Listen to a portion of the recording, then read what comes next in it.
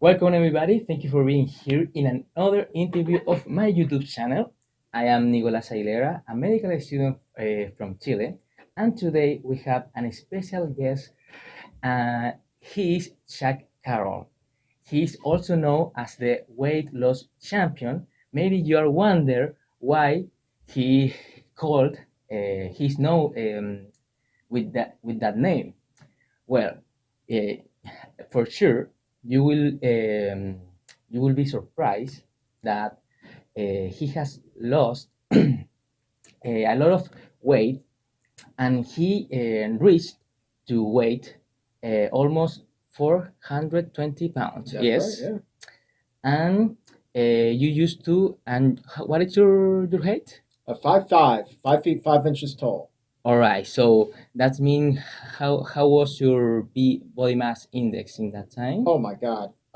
Very high. I honestly don't even know, but You didn't it was know. very high. At All one point right. I did. It was well into the 60s. I know that. Yes, for a but I fact. think it's over 60. Yeah, it Yes. was well over So 60. definitely you were very like in the scale of morbid obesity. I think it's like the maximum. Super morbidly obese. Super morbid Yeah, obese. yeah.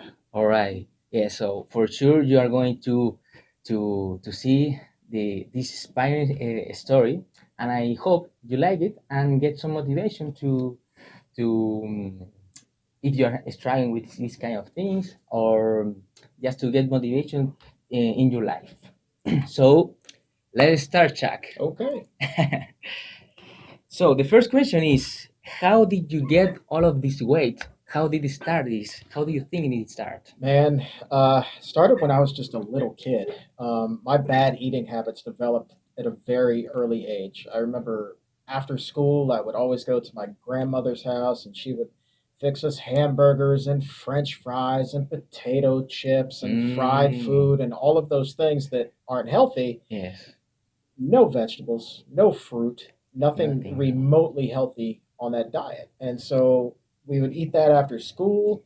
And then when my mother would pick my brother and I up, we would, on our way home, then stop at either Burger King or McDonald's and get fast food. And so All right. that was my diet: more burgers, more French fries. And just over the years, that weight kept pouring on more and more and more. And so by the time I got out of high school, I was already well over 300 pounds. I think I was like 320, 330 out of high school.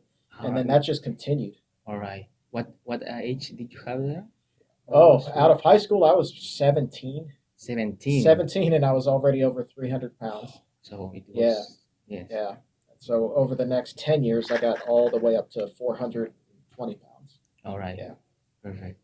And did your family have weight problem too? Oh, very much so. Very much so.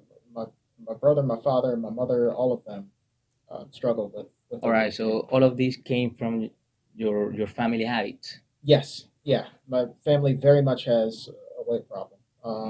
And my grandmother had one. My You. my grandfather died before I was even born. He had a number of heart attacks. All right. So, he was overweight, and I just thought that it was genetics. I never really associated, well, Yeah. it's what I'm eating more than just genetics. So that only came later. All But right. you know, Perfect. it was the Yes. family thing, man. Yes. And you said you have a brother. I do, yes. Yes, and he has problem with weight too. Yeah, but don't tell him that. All right. No, Uh, right. he does. He's a little bit overweight. He's nowhere near 420 pounds. He's nowhere close to that. All right. Perfect. But he is overweight a little bit. Yeah, All right. And your mother? overweight. Yeah, yep. All right. Again, not 420 pounds. The only person who ever came close to weighing as much as I did was my father, and but he never hit 400 pounds or anything like that. I think he was in the mid 300s, so maybe 350, 360, somewhere like that. But still, he's my height, so it's still very much overweight. But I seem to have the record for biggest waist. All right. Yeah. Wait. Wow. Well, and about your weight. When was the last your age? When was your age? When you get that weight to 420 pounds? I was 26 when I reached my heaviest. 26. Yeah. All right. So another 10 years out of high school, I put on an average of 10 pounds a year, and that got me up to 420 Mm, pounds. Um, and I, had tried during that span to lose weight, and I would, only that weight would come pouring back on, and then some. They yeah. call it yo-yo dieting. It's just up and down the scale, and more up, all the way up to 420 pounds, man. All right. And how was your diet in that time? Since I think 15? Hmm. Since 15? Because before that, of course, your family cooked you, but after some time, you started to live alone, I think, Yeah. and continue with this kind of habit. But how did you cook? How was your Oh habit? man, it was still horrible because remember, like I'd grown up not eating a whole lot of fruits and vegetables and a lot of like fried food and high fat foods, so that just continued for many years, and I wound up becoming addicted to fast food and Taco Bell specifically. Like I could not go a day, honest to God, without going to Taco Bell. All right. And if I did not go to Taco Bell, like I would start to go through withdrawal, kind of like a drug addict, who's trying to, knock off cocaine or heroin or something like that. I know that that sounds extreme, but I mean, I felt physically ill. I felt mentally ill, just like angry and filled with rage, just because I wasn't eating what I was used to. So I Mm, had to keep fueling that. This is what I told myself anyway. I had to keep fueling that so I wouldn't turn into this monster. And yeah. when I would diet, there was this one time when I was 2 or 3 nights out into this diet, had not had fast food, and I got so angry that I put my fist through a wall. I punched my fist through a Oh. wall and then through a door as well. And then I snuck out in the middle of the night and I went and I dropped $20 on Taco Bell and came back and ate every last bite. And so Oh. that's food addiction. That was a huge problem for me. Yeah. So, because I was reading that the concept of food addiction is not there yet. It's like in the, for example, in the psychiatrists, they don't consider yet like there is a like a food addiction as a drug Mm-hmm. addiction. Mm-hmm. But I think food addiction exists because a lot of people is like they can't control themselves and they continue eating like that. Oh yeah. Oh yeah.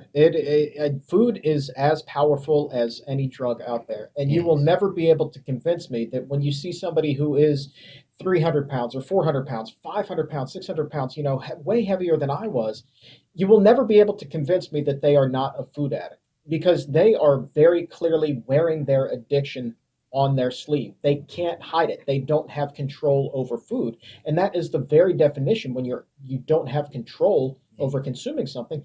That is the definition of an addiction. And Yes. why people don't equate food with addiction, I don't know. I hope that over time people will. It took a lot of research and you know just willpower to get me to the point where I was able to realize, like, oh my God, I'm as addicted to this as I was to cigarettes a few years ago. And it was worse. It was actually easier for me to stop smoking than it was Mm, for me to give up Taco Bell. yeah. As crazy as that sounds, cigarettes were way easier to kick than fast Mm. food. And what about another? Did you have a problem with alcohol or I don't know marijuana? Oh, I did smoke a fair amount of marijuana in my day. I guess you could say that I have an addictive personality. Alcoholism runs in my family. I was never an alcoholic, luckily. So I did like marijuana quite a bit, but it Mm. was never anything harder than that. I Ah, never I perfect. never had a hard drug problem or anything like that. Yeah. Um, Food was really my number one issue. All right. Yes, that's why I wanted to know because sometimes people believe that marijuana could be worse to quit than other kind of addiction. But in your case, what's food the most? No, no, I was able to quit marijuana relatively easily. Ah, Yeah, okay. yeah. Nice. Ah, and but if you can give us an example of your breakfast, your but in that time, Mm. like it just Taco Bell or something you Oh, used to I will do. walk you through the entire day, my friend. It was 10,000 calories. It was like an all day buffet. Um, Wow, ten so thousand. And so you asked about breakfast. Like, I very rarely ate breakfast. I would skip breakfast, and then for lunch, I would go, and there's a restaurant here in the States called Boston Market. And this is a chicken store. So I would go and I would eat a half of a chicken, a whole half of a chicken, um, creamed spinach. So finally getting some vegetables. I thought that this was healthy, but believe me, it was not. Creamed spinach, mashed potatoes, probably some macaroni and cheese in there, a brownie for dessert, and just to make it healthy, I would have a light lemonade, a diet lemonade, which had 0 calories. So of course that's a healthy meal, right? Of course it was not. So that was like 4 or 5 thousand calories right there, like a shocking amount of calories in this. So that was lunch. And then on my way home from work, I would stop and I would go to 7-Eleven and I would get like six what they called taquitos on the roller. And these were just like, I don't even know how to describe them. They were like a rolled up taco with kind of a crispy shell, and inside of it was either chicken and cheese or beef and cheese. And I would eat six of these and drink two huge bottles of Gatorade. And so that was a snack A on my way. That snack. was a snack Oh on my my way goodness. Oh home. my And then it was like, well, okay, wait an hour after I got home. Then I would go to Taco Bell, and I would get you know like 6 or 7 thousand calories worth of food there. It was a $20 order of food, and it was the same thing every single time. It was two 7 layer Mm, burritos, two beef grilled stuffed burritos, a cheesy potato burrito, a nachos bel grande, and a caramel empanada, just for grins, and a chicken quesadilla. So that was dinner every day, and they knew me by name at Taco Bell. Matter of every fact, they would see my car pull up to the drive-through, and I didn't even have to place an order. They were just like, "Hi, eh, Chuck. You're you have talking." here you Yeah, have the your here's food. exactly. So this was every day, man, and Wow. then I would get hungry after that a couple hours later, and I would eat like a whole large pizza, maybe a pizza and a half, and so that got me all the way up to 10,000 calories. Yes, that's true. And that was in your 20s, I think. Yeah, Yeah. yeah, yeah. So that was like early 20s, 20 to about 26. All Yeah. right. And did you have another health problem in that time? Oh man, Hypertension, I had diabetes. crazy high blood pressure. I had been on blood pressure medication since high school. They put me on blood pressure pills when I was 15. So I 15. was a sophomore in high school. And yeah, it was just because I was eating all of this unhealthy stuff. And so my blood pressure was, really, really high. Even with the medication, it was still like 180 over 100, somewhere like that. So Had I high. not been taking it, God only knows how bad it would have been. Um, and then pre-diabetes, and but it got scary though close to the end there, like when I was 25, 26, like my chest started to hurt. I Mm. could not walk very far at all, like maybe just 10, 15, 20 feet without my chest starting to tighten. You always hear about that when somebody is I'm having a heart attack. My chest, is tightening, is really tight, and it felt like that every single time I moved, and that was really scary. And I would be Mm. sweating a lot, and I would lose all of the color from my face, and I just knew I was like, I'm going to have a heart attack here Yeah. very soon. Did in that moment realize about try to change I knew when it that. started you to hurt your chest? Uh, you know, I knew that there was a problem. I knew that it was a significant problem. Um, but even initially, that wasn't enough to make me change. Mm. And what about your doctors in that time? Did they tell you something about diet, exercise, Oh habits? man, they flat out told me that I was going to die if I continued down this road. They told me I was going to die. So hearing them say that, having been on blood pressure medication for 10 years at that point, having my chest tighten, having my friends want to talk to me about how concerned they had become about my health, all of that still for a long time was not enough to get me to change my diet. That comes back to food addiction. and I didn't realize it at the time. I didn't realize how addicted I had become to these kinds of foods. That's what made it so hard, and why it took so long for me to finally, kind of break out of it, snap out of it, and make some changes. Yes, I think it's very. I can't imagine how difficult it could be. You sometimes, because for example in Chile we also have a lot of this kind of program where people go there and try to lose weight and they challenge each other. They tell about their stories, but I can never imagine how difficult it could be, because it's not just the thing that you're overweight, that you are not aware about us.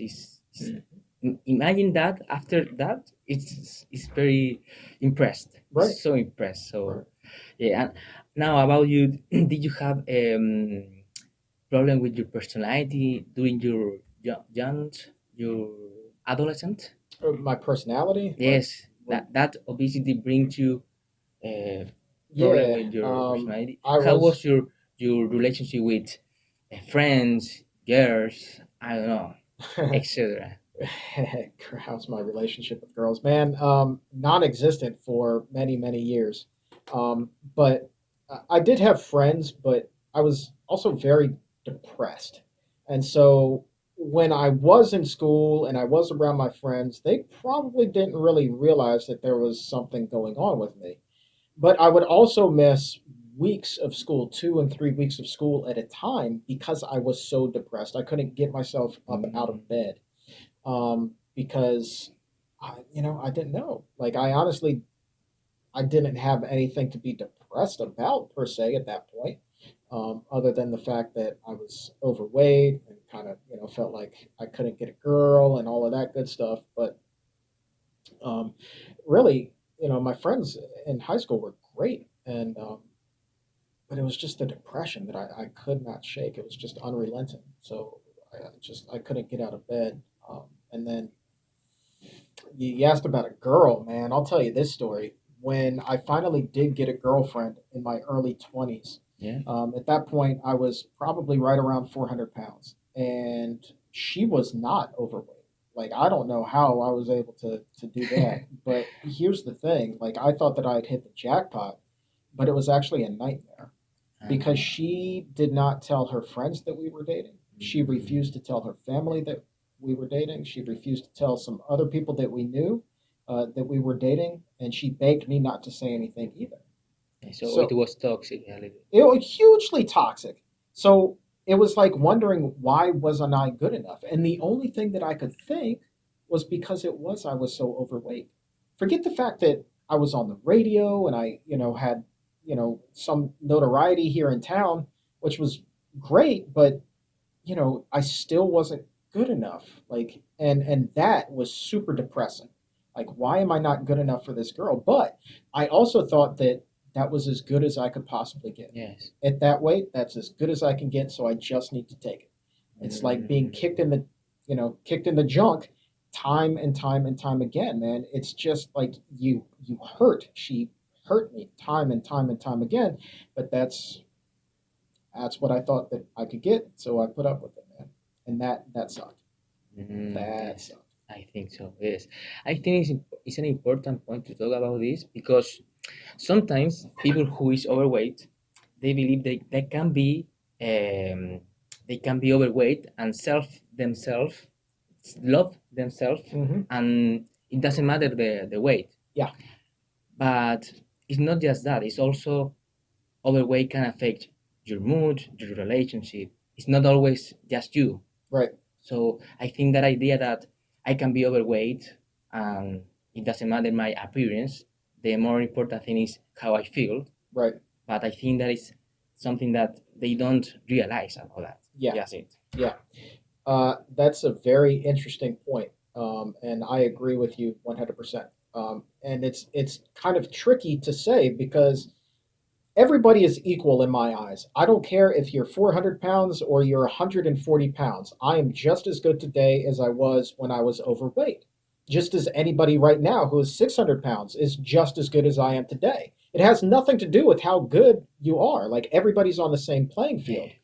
But I think that we tell ourselves that I love myself the way that I am, that's wonderful.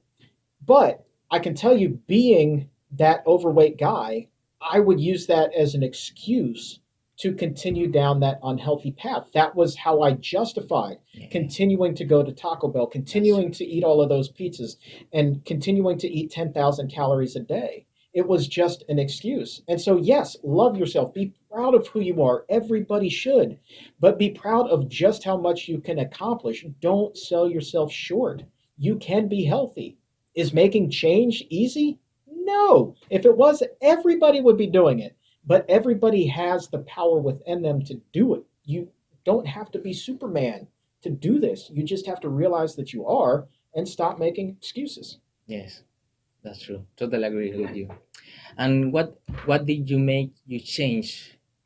Because I have listened to you a lot of time that you at your 26 you did a procedure, Yeah.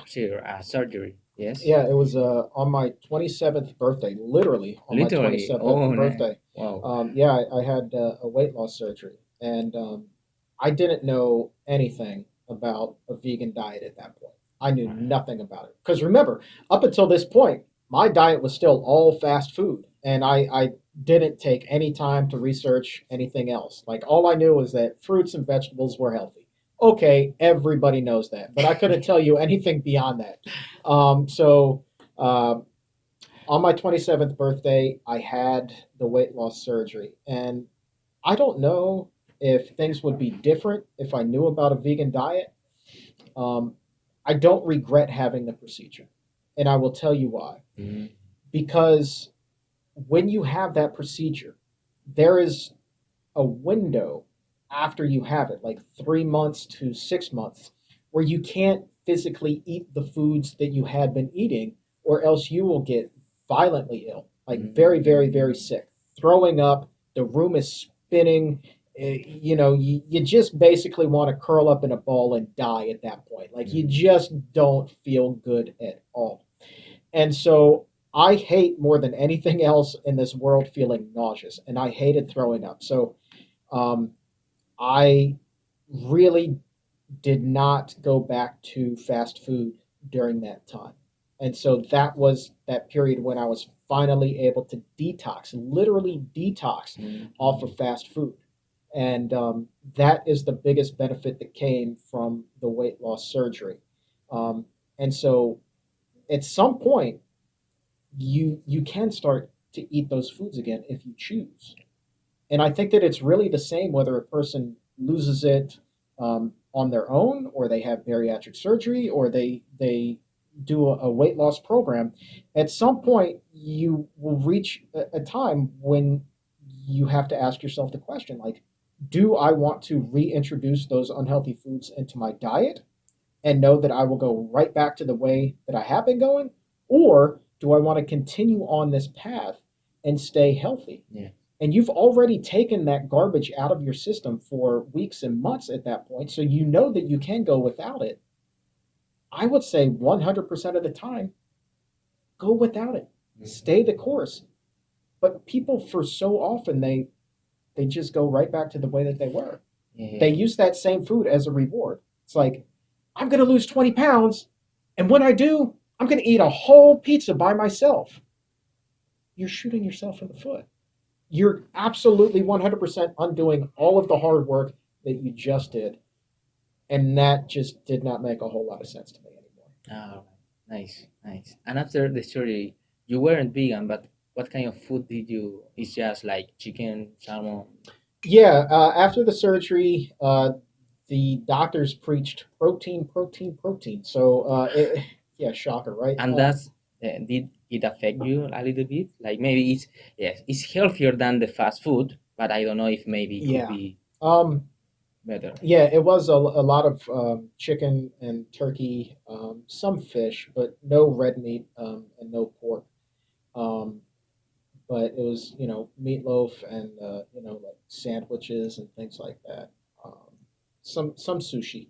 Um, but yeah, I did still kind of feel a little bit sluggish But at that point, the weight was coming off pretty quickly, so I was just kind of wrapped up in the fact that wow, I'm losing weight and it feels great. They never really checked me for cholesterol or anything like that during that time. I wish that they had, because I bet you I still would have had Yeah. high cholesterol, no doubt. So it wasn't until years later that I went plant based, and All that's right. when But everything fell into place. anyways, in that time you started to eat more vegetables, fruit. Anyways, yes. Yes, yes, I did. And the funny thing is, though, that even the menu that they gave me after surgery, that didn't have a whole lot of fruits and vegetables on it, man. It was like meat and yogurt and cheese, A lot and of animal it's just products. like, yeah. So yeah, it would say like eat a salad or something like that, something that has some fiber and vegetables and things like that. But it was very far from plant based. Really, the only difference was this stuff was not fast food. I had to cook it myself, but there still wasn't a whole lot of nutrients in there. So Yes. yeah. And also another thing that I wanted to know is before the surgery, how many times did you try to lose weight, or it was just the surgery? Oh man, so many times, so many times. I would lose weight. I would lose, sometimes 30 pounds, 40 pounds. One time I lost 80 pounds. Ah, it wasn't too bad. No, I was quite successful until I, would reintroduce that food back into my system. And that's when the weight would, start pouring back on. That goes back to what we were talking about, food addiction, right? So this one particular time, I had lost 50 pounds, and I thought I was doing okay, so I can have one nacho and I'll be fine. Well, that one nacho led to another nacho and to another nacho after that. And before you knew it, I was right back at the Taco Bell drive through, and all that weight came pouring back on. And because food is an addiction, I can't have just one nacho. Just like somebody who has quit smoking can't have one cigarette. They'll start smoking again. So yeah, man, that's where people get slipped up with the diet. That's what we were talking about. I remember you call that the tacho theory. The one nacho The theory. one nacho Yeah, the one theory. nacho theory. Yep. I like it. And so what was the event that made you to decide to go to surgery? Because I think something made you change, but something special tell you to go to that procedure. Yeah. It was a few things. One, I at that point was scared that I was going to die. I was Mm, 26, and I did not think that I was going to live to see 30 years old. I was putting on weight so quickly at that point, and my chest was hurting. It was tightening, and I knew that heart disease ran in my family, and I just knew I was a heart attack waiting to happen. And being as big as I was like, if I have a heart attack, there's no way they're going to be able to save me. So that scared me to death. Um, and I also had friends who tried to organize an intervention for me because they had become so concerned that I was overweight. Initially, that really ticked me off. Like, who are they to tell me that I had a problem? I know I have a problem, but screw you. You don't get to tell me that I do. That pissed me off, but it also kind of stayed with me a little bit, and eventually became motivation. Um, and then the experience with the girl, who clearly I mm, wasn't good enough. And then the final thing was a trip that I had to take all the way across country. So here we are in Washington, D.C., and I had business conference to attend in San yeah, Francisco. And that's, like a 5.5 hour flight. yeah. I had not flown since I was a little child. And I knew I was actually really scared that, like, going on this plane, I was not going to be able to fit in the seat or get the seatbelt buckled. Yeah. And so I board the plane, and as I do, I felt everybody kind of stop what they were doing and just kind of look at me and just kind of start praying, like, dear God, please don't let this guy sit next to me. Please don't let him sit next to me. And So you see this, and this was a full plane, Yeah. like hundreds of people. And I sat all the way in the back, and I would, uh, I had to like turn and kind of shimmy just so I could get down the aisle. And when I sat down in the seat, I finally reached that seat, and I sat down in it. And I tried so hard to buckle that seatbelt. I tried so hard. I wouldn't even come close. I had a 66-inch waist at that point, huge. And so then I had to get up out of that seat, walk all the way to the front of the plane, and ask for a seatbelt extender and feel everybody look at me once again. And so, like, that was kind of like being stabbed in the heart by hundreds of pairs of eyes. And that was just kind of like the proverbial straw that broke. Wow. And that's what drove me to surgery, that and the fear of And death. it happened the same when you came back to Oh, Washington. yeah. It Oh, yeah, happened the yeah, yeah. same. So, Same thing, except I was smart enough to know to ask for a seatbelt extender as soon as I got on the plane that time. all right. Yeah. But did you have problem with the person next to you? Going out, I actually did not have anybody sit next to me, thank God. Coming back, it was a very sweet old woman who was just teeny tiny All right. and So could not have perfect. been nicer and was super cool. So Perfect. no Nice. big deal. Yeah. Nice. Yeah. So let's talk about now about plant-based diet. How did you realize about I think it was a miracle for you to know about this because now you are working here, Mm-hmm. sharing your message. So I Yeah. think absolutely it was something very good for you. But when did you realize about this? This was like 5 years ago or so. I was doing an interview for a sports column that I write, and the person I was talking to had just watched What the Health, and they themselves were also plant based, Mm. and they said, Chuck, you need to watch this movie.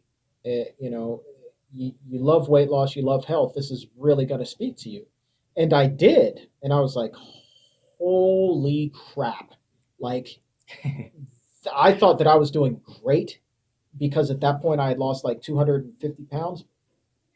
But this took it to a whole new level. And so I did that and I took all the meat and all the dairy out of my diet. And man, I felt like fantastic. Like I didn't realize that I was still feeling a little bit sluggish, even after having lost all of that weight. But then I take all of that out, man, and it's like, oh my God, it's like somebody just gave me a whole bunch of like energy pills. I was feeling so good. And then just doing more and more research on that. So my family prone to heart disease. I don't really have to worry about that anymore because my cholesterol is so low. Alzheimer's runs in my family. I don't have to worry about Yeah. that as much with the plant-based diet. And so many other conditions, diabetes, not a concern anymore. Certainly don't have to take blood pressure medication anymore. All of those things kind of started to fall into place. And as somebody who really put a premium on taking care of themselves at that point, this was the best way that I found to take care of myself and, more importantly, never have to worry about putting the weight back on. Nice. Yeah. Congratulations. Yeah. Did you receive any orientation like medical advices or nutrition? Did you do it by your I own? just did it by myself and learned along the way. And then Ah, once I started working here, it was like a wealth of information. It was like I can't help but learn every single day that I come into the office to do these shows. So that's a real privilege for me is being able to work with the doctors and being able yeah. to look at the new research. I mean, you're a medical student. You know how important that stuff Yes, is and it's how so fun. fascinating it can be. Yes.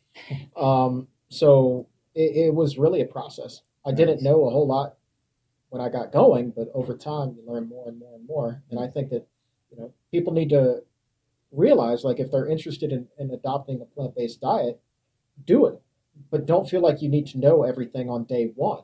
There's so much to learn. It's Yes, it's true. impossible to know right off the bat. So just get started and then just learn along the way. Enjoy the ride. Enjoy the journey. Yes. Enjoy your mistakes too. Yes. Exactly. You Enjoy learn from it. everything. Yeah, Yeah. absolutely. Because I ask that because sometimes people when decide to go vegan or plant-based, um, I always recommend them to go to some nutritionists or some doctors specialized in that topic. But you didn't have any problem going by your own? No, I didn't really even think to consult a doctor or nutritionist. I just did it. That's just kind of my nature. But when I finally did,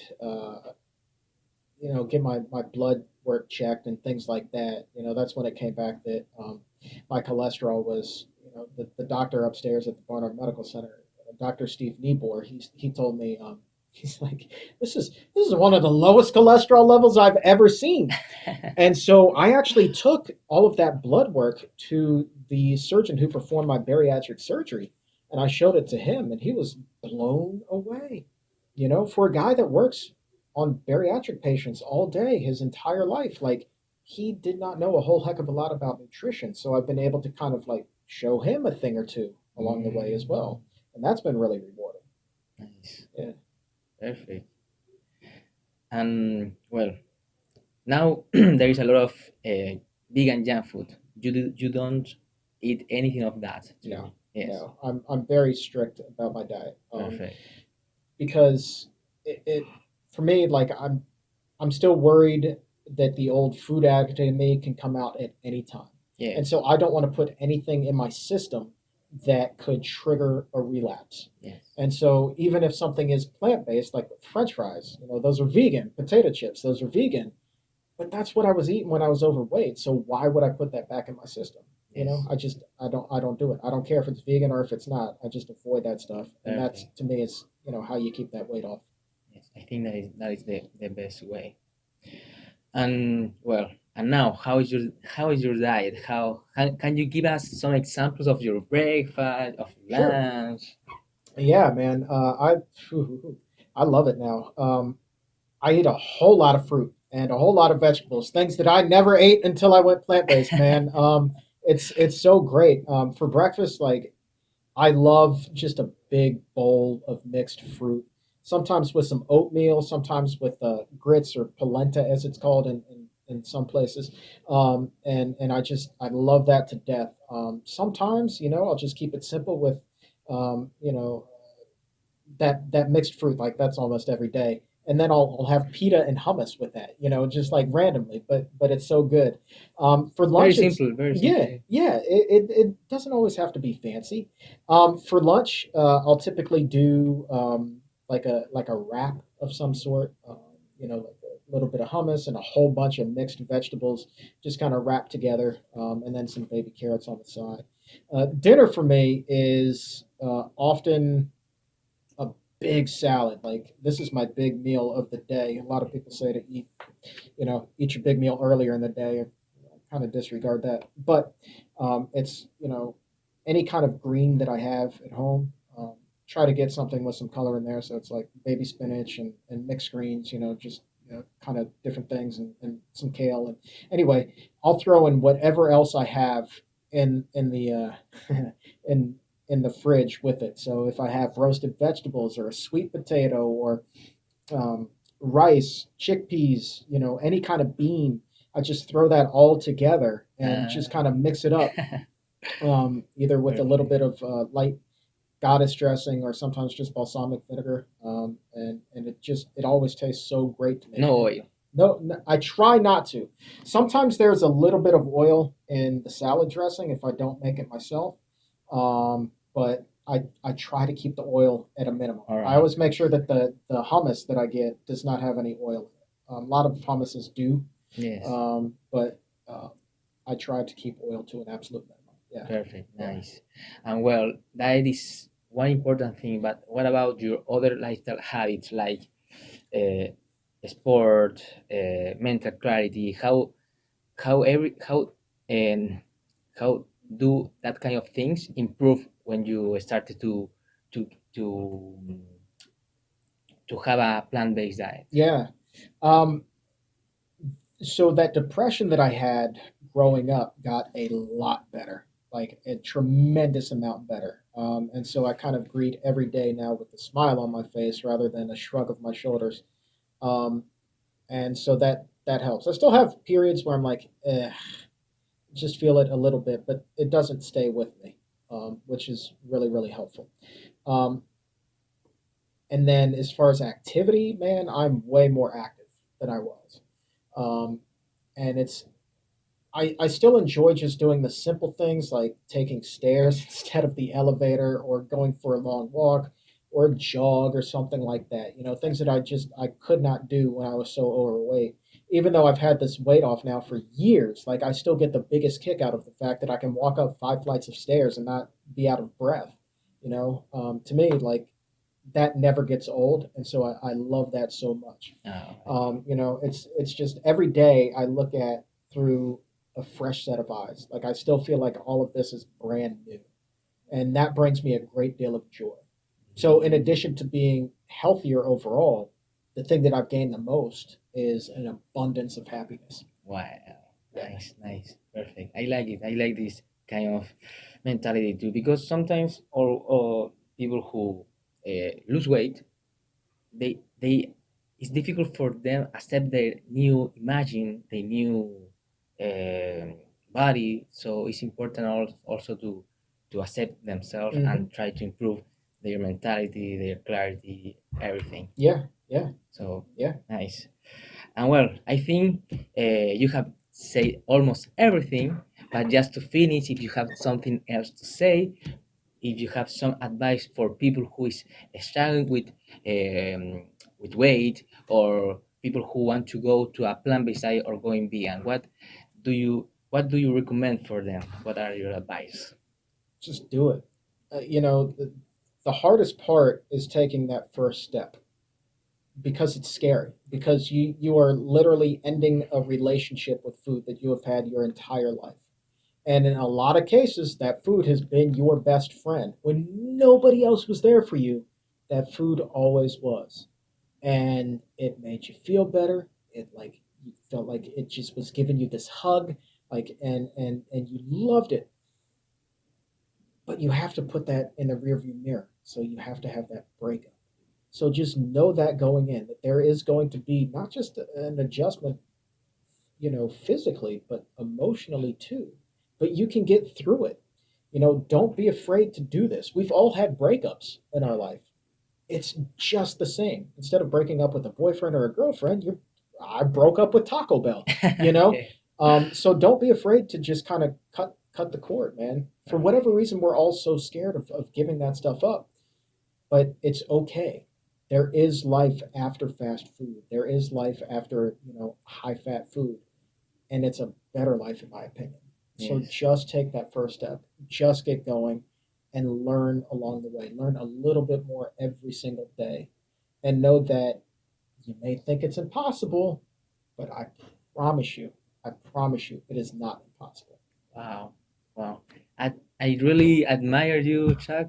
Really, it was a so powerful story, a so powerful information, because sometimes people believe that they can't do this, but I am sure that with your story, a lot of people are going to be more motivated with this, with your story. So I really appreciate this. By the way, I have listened to you a long time ago, so I really proud of also to be here next to you. Oh, thank you. So really, Thank you, thank man. you very much. It's been my pleasure, and thank you for doing what you're doing. I think that there need to be more students, med students in this world who take an interest in nutrition and not continue down this same path where we just treat everything with drugs.